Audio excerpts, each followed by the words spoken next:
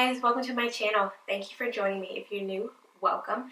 Don't forget to hit that subscribe button down below as well as the little bell so you'll get a notification every time I post a new video. So today's video, I wanted to sit down and talk to you guys about what it's like when you're a nurse and you have to communicate with doctors. Yes, we all know this can be a very scary process, especially if you're a new nurse or if you're not really comfortable communicating with doctors and providers about your patient and about what's going on with your patient on a regular basis. So today's video is basically just how I communicate with doctors, various ways of communication when it comes to talking with doctors, and just some tips and tricks as to how you can be comfortable in communicating and things that have helped me along the way when it comes to communicating with doctors. So if you're interested in seeing this video, then please keep watching. Okay guys, so first and foremost, I just want to say that when it comes to taking care of your patients and talking to everyone on the interdisciplinary team, communication is key. It is very vital. Communication and good communication skills is something that takes a little bit of time to develop because in nursing school, it's really hard to hone in on those communication keys and those cues that will prompt you as to what you need to communicate and when to communicate with healthcare providers. So the first thing I would say when it comes to communicating with doctors, the very first thing you need to do is have that report sheet in front of you. Now when I have my report sheet, from the moment I get report from a patient, I will write everything. So you have your report sheet, you're writing everything. When I get that report and I am now in charge and caring for that patient, I immediately start writing in a different color. That way, everything that I am now seeing that is different for my shift will stand out to me because it's in a different color. Now that helps when it comes to communication because you will know, okay, this is different than the previous shift, so this is something that I possibly need to talk to the doctors about when they come around on their rounds. Now, if you're in a facility where your doctors are rounding on your patient, whether they're doing bedside rounds or whether they round by the door, this is going to be very important because you'll have your report sheet in front of you and you can immediately look and those colors will stand out to you. You can immediately see, okay, this is different. Their vitals are trending down, their blood pressure is trending down, their heart rate's trending down, their O2 saturations are trending up, they're requiring more oxygen, whatever the case may be. So these little pinpoint cues will trigger things that you can bring up during rounds. Now, another tip that really helps when it comes to communicating with providers, let's say after rounds is over and you're halfway through your shift, something happens with your patient and the physician is not there on the unit. So you need to get in touch with them. You need to communicate, hey, I'm taking care of this patient. I'm letting you know something is going on. Would you like to put in new orders or would you like to come and see this patient? You need to use your SBAR, your situation, your background, your assessment, and then what are your recommendations. So now in order to properly use your SBAR when you're communicating with physicians, you need to get in touch with them first of all. How do you get in touch with a physician?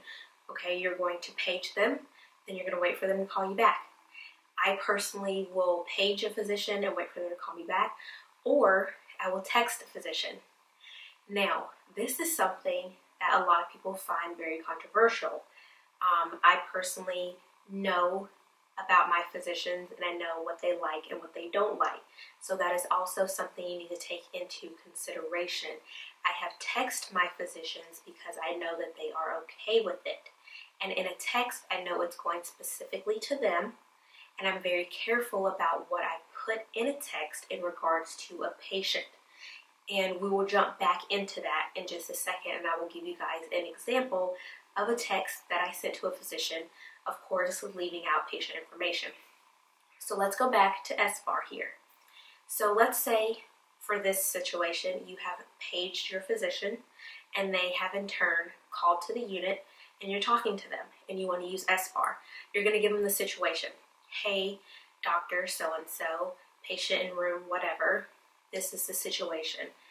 Their blood pressure is trending down.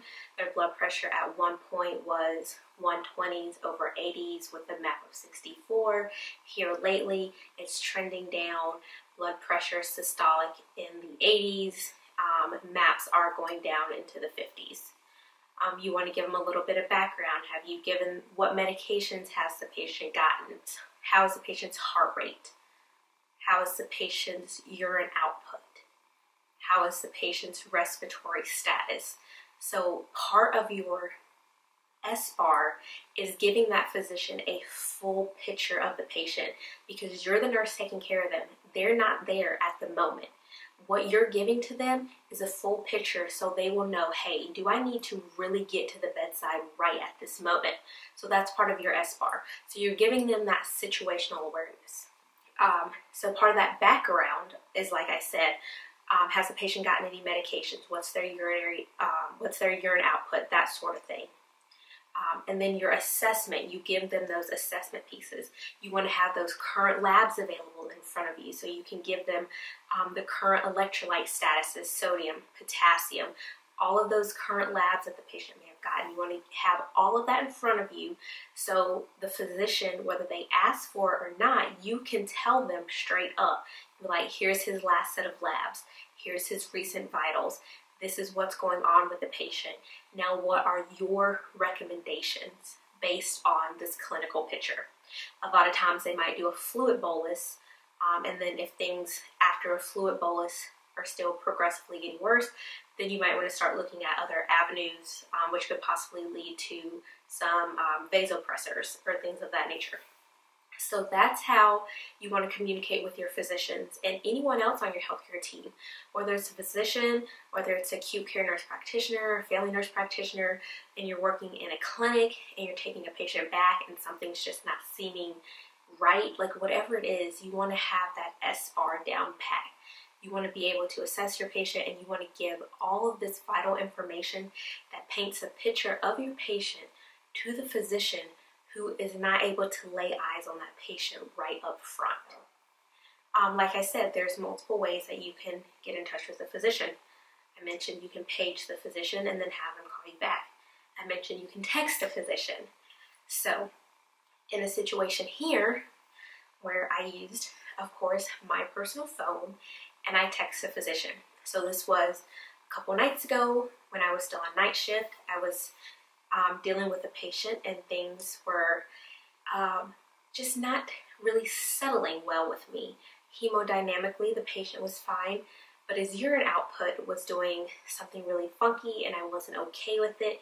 Within 4 hours of my shift, this particular individual had literally had over 3 liters worth of urine out, and I'm like, okay, are we thinking like some sort of DI picture here? We don't want to put this patient into DKA, like what is going on? So because I know the physician already, and it does help if you have a rapport with the people that you work with, I decided, okay, it's like 9 o'clock at night. I don't want to call my physician first. I'm going to send him a text first. Now, if he didn't respond to that text, then yes, I will call him to prompt him to look at his phone or to get in touch with him. So my first line of communication was through a text.